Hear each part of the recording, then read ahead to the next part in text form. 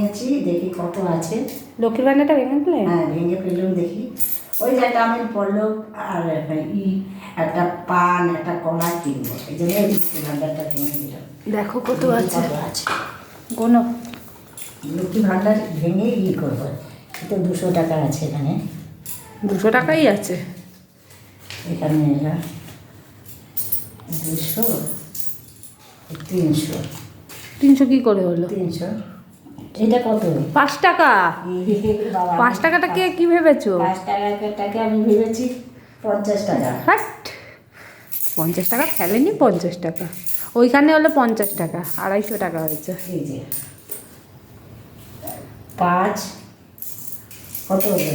5 5 10, 40। হ্যাঁ, 40। 40 তো এই 50, এই 300 টাকা। 300 টাকা হয়েছে। এই দেখ, 50 টাকা। দাঁড়া, পুরো গোনা হয়ে যাক, তারপর ফিরে আসছি। এই যে এখানে কত হলো মা? মনে এখানে 700। 400 হয়েছে। 700 তো, আর দাঁড়া, 2 আবার কোনো 4 6, তাহলে কত টাকা হলো মা? 1000। 1000 টাকা। 900 টাকার মতন হয়েছে, কিছু কম আছে, আবার খুচরো আছে কতগুলি। আচ্ছা।